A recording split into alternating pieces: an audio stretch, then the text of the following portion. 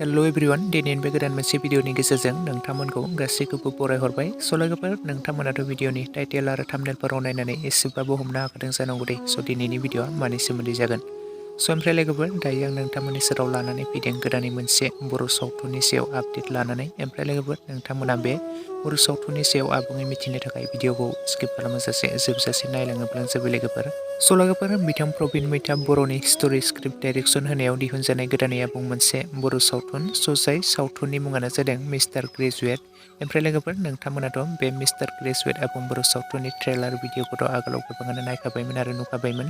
ओमफ्राय लोगोफोर बे मिस्टार ग्रेजुएट आबुं बर' सावथुनावनो जौगाहायै फाव खालामनायखौ नोंथांमोना नुनो मोन्दों। बिरपुं महिलारि, मनिषा, कमलेश्वर, प्रबिन मैथा बर', देगार सिं आरो कामिनी राकेश आरो लोगोसे गोबांथार बर'नि फाव खालामगिरिफोरनि फाव खालामनायखौ बे मिस्टार ग्रेजुएट आबुं बर' सावथुनाव फावखौ खालामनाय नुनो मोन्दों लोगोफोर। स' लोगोफोर नोंथांमोनाथ' बे मिस्टार ग्रेजुएट आबुं बर' सावथुनखौ गोबाङानो पार्ट 1 निफ्राय लानानै पार्ट 5 सिम गोबाङानो नायखाबायमोन आरो नुखाबायमोन। आरो बे बर' सावथुनखौ पार्ट 5 सिम अलरेडि रिलिज खालामनानै होखाबायमोन लोगोफोर। आरो नोंथांमोना बेनि पार्ट 6 खौ जोबोरैनो नायनो होननानै एक्साइटेड जाबाय थादोंमोन। स' गोबाङानो सानदोंमोन जानांगौ बे पार्ट 6 खौ माब्ला रिलिज खालामगोन होननानै आरो रिलिज खालामनाय नंला होननानै। स' लोगोफोर बे पार्ट 6 खौबो रिलिज खालामनानै होबाय दे लोगोफोर। जुदि दासिमाव नोंथांमोना नायालासिनो थादोंब्ला बयबो रिंसार ब्रह्म चेनेलनि गेजेरजों बयबो थांनानै नायहैब्लानो जाबाय लोगोफोर।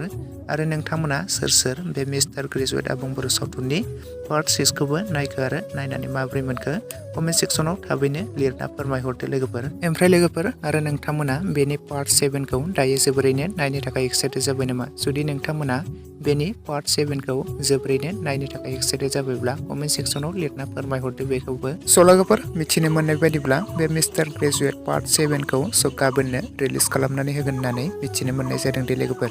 स' लोगोफोर नोंथांमोना जुदि बे मिस्टार ग्रेजुएट आबुं बर' सावथुननि पार्ट 7 खौ नायनो थाखाय एक्साइटेड जाबायब्ला कमेन्ट सेक्सननि गेजेरजों लिरना फोरमायहरदो लोगोफोर। आरो नोंथांमोना गाबोननो बे मिस्टार ग्रेजुएट आबुं बर' सावथुननि पार्ट 7 खौ नुनो मोनसिगोन लोगोफोर। स' लोगोफोर लोगोसे नै दासिमनि सुंद' आपडेट भिडिअ बेखिनियावनो। भिडिअखौ नायनानै जुदि नोंथांमोना मोजां मोनदोंब्ला लाइक शेयार एन्ड कमेन्ट्स खालामदो। लोगोसे चेनेलाव गोदानै फैदोंब्ला साबस्क्राइब खालामनानै खाथिनि बेल आइकनखौबो अल प्रेस खालामना लादो जाहाथे नोंथांमोना बेफोरबायदिनो माखासे गोदान फैनो गोनां आपकामिं मुभि मिउजिक भिडिअफोरनि आपडेटखौ आंनि बे चेनेलनि गेजेरजों मोनथिनो मोनबाय थायो। स' थेंक इउ फर वाचिं।